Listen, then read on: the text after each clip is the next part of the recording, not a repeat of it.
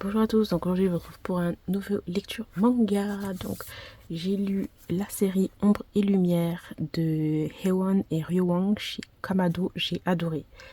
J'ai adoré parce qu'en fait on a des personnages qui sont complètement, qui sont hyper forts en fait, qui cachent des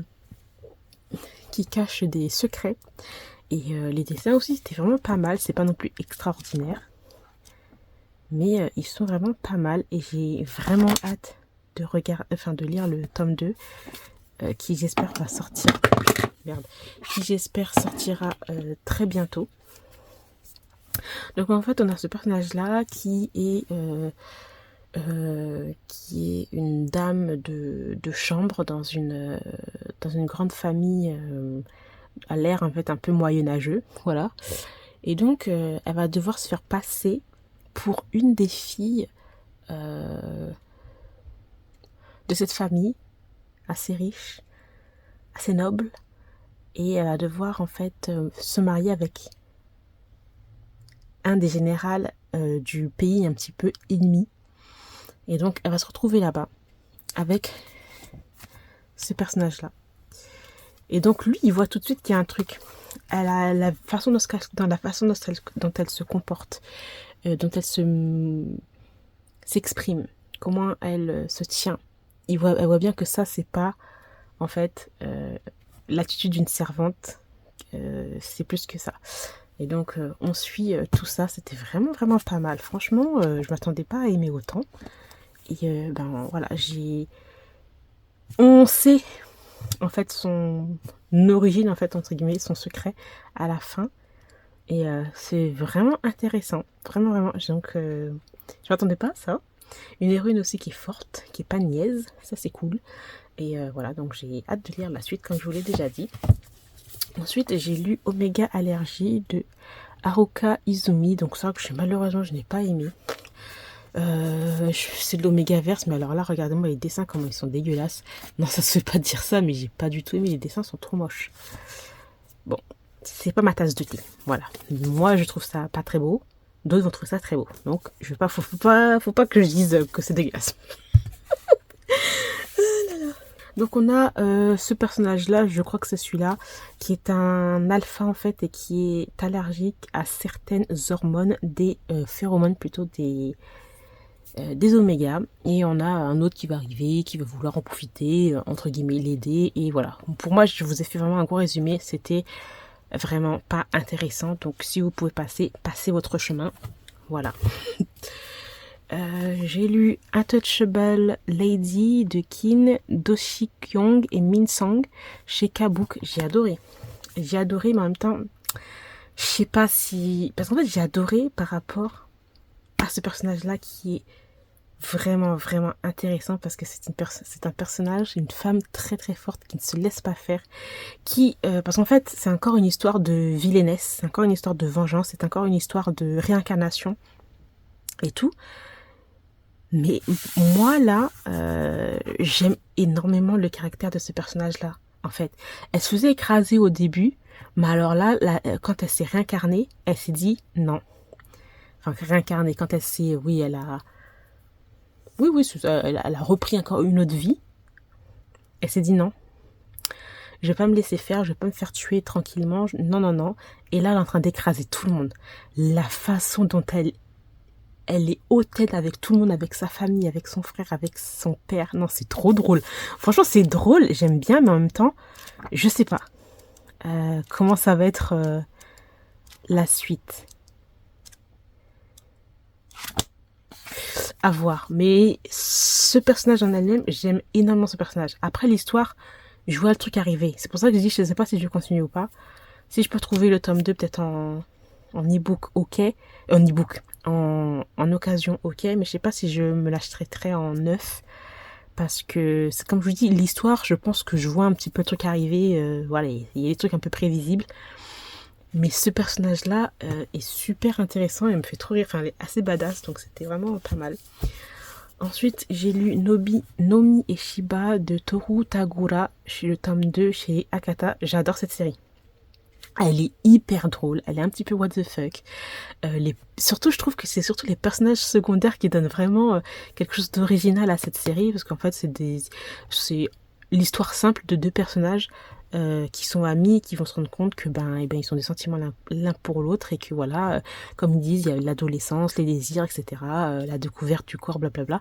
Donc voilà, c'est ça qui est en fait l'histoire de base, mais nous avons les personnages aussi qui sont autour qui vraiment donnent vraiment un côté assez humoristique à cette série que je continue avec plaisir. J'ai lu aussi Scar and Romance de Rin Mikimoto. Rin Mikimoto, je l'adore. Voilà, les dessins qu'elle fait, pour moi c'est toujours un coup de cœur. Je trouve ça sublime, sublimissime. C'est un petit shoujo avec des personnages qui ont une différence d'âge.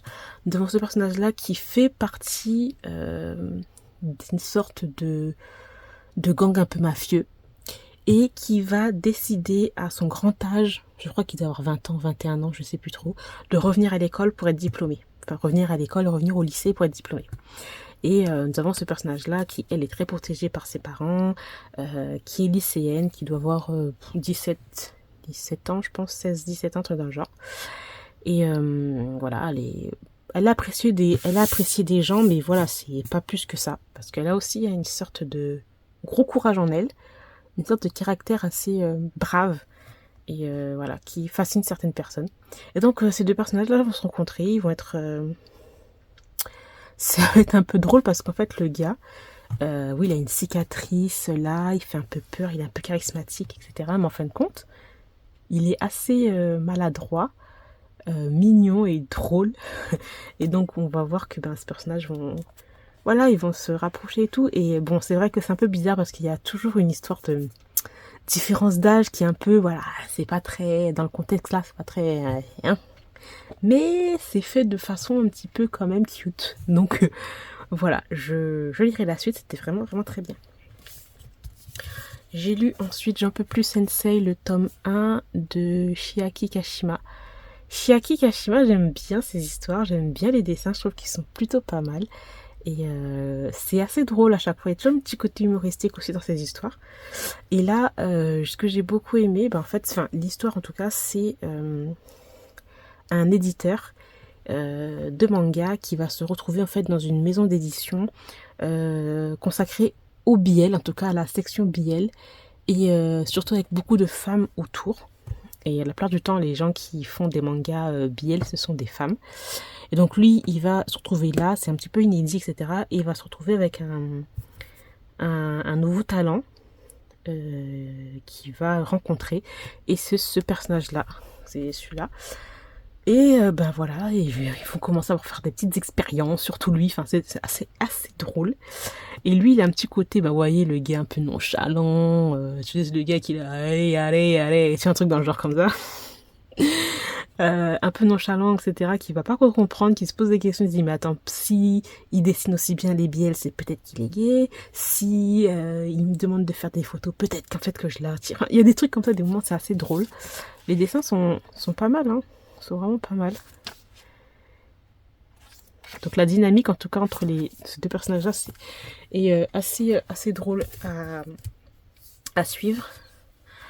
Ensuite j'ai lu Ton visage au clair de lune, le tome 7 de Mika Yamamori. Alors j'ai bien aimé, mais j'ai peur de perdre patience et de perdre en fait l'intérêt de cette série. Je trouvais ça sympathique, oui, parce qu'on a une fille qui est genre le prince, parce qu'elle est charismatique, elle est grande, elle a les cheveux courts, genre ça change, genre elle est différente. Mais là, c'est du shoujo qui commence un petit peu à perdre son intérêt. Le tome 7, j'ai pas trop compris. Et franchement, je sais pas trop, il servait à quoi en fait ce tome 7. Peut-être une transition, j'en sais rien, mais... c'est un peu chiant. Il y a des histoires shoujo qui sont un peu chiantes. Enfin, je sais pas comment expliquer ça. Mais en même temps, c'est tout à fait normal puisque ce sont des lycéens. Qu'est-ce que j'attends? Mais après, bon, il peut y avoir des lycéens qui sont hyper matures, hein, mais là, ils sont matures, mais il y a des moments donnés, c'est un peu chiant parce que bon, oui, c'est vrai que c'est l'expérience, elle a jamais, etc. Mais depuis le tome 4, s'il vous plaît, on est au tome 7, s'il vous plaît, voilà. Je sais pas si vous voulez regarder. Il y a les dessins. Là. Et là. Franchement, je vous dis, moi j'attends le tome 8 qui sorte, je le lis si c'est pas plus intéressant, s'il n'y a pas un petit truc qui alimente mon intérêt là, moi j'arrête la série. Ensuite, j'ai lu Kiss to Snow White, le tome 1 de Akira Yoshio. Alors ça, j'ai pas mal aimé, c'était pas mal parce qu'on a des personnages, surtout ce personnage-là qui est assez mystérieux parce que tu sens que le gars, il y a une blessure familiale très importante. Ben déjà, il a été adopté et en fait, il doit, entre guillemets, des comptes à cette famille qu'il a adoptée. Et donc, on a ces deux personnages-là qui se connaissaient depuis qu'ils étaient petits. Et ils vont se retrouver dans ce même lycée un peu pour garçons, je crois, un peu internat, etc. Et ils vont se retrouver, lui va dire mais hey, salut, il est un petit peu jovial, etc. Et puis lui il va être en mode ouais, laisse-moi tranquille, genre. Et donc voilà, ça va tourner un petit peu autour de ça, mais d'autres choses aussi. Donc voilà, je lirai le tome 2 aussi que j'avais acheté. Je crois que c'est une série qui se termine en 2 tomes. J'ai lu aussi Love Coach Koiga Bukokun. C'est quoi ce nom? De Rin Miyasa. Donc c'est un josei. Aussi avec une différence d'âge puisque c'est elle qui est plus âgée, lui qui est plus jeune, genre je crois qu'il a 22 ans et elle a dû avoir 29 ans, un truc dans le genre. Le début est intéressant parce que voilà, on a ce personnage-là en fait qui est un peu parfaite dans son métier, enfin dans son métier, elle arrive à l'heure, elle part à l'heure, elle fait toutes ses missions, etc. Et quand elle arrive chez elle en fait, elle se plonge en fait dans les jeux vidéo et dans un jeu vidéo qui date depuis des années et qui c'est une des célébrités en fait de ce jeu, voilà, parce qu'elle est vraiment très haut dans les niveaux, etc. Et malheureusement, elle a que ça. Et en fait, il y a une de ses amies qui dit bon, moi, j'en ai marre de jouer, je vais me marier bientôt, etc. Et puis hop, ça va lui, disons que ça va un petit peu la réveiller, on va dire ça comme ça.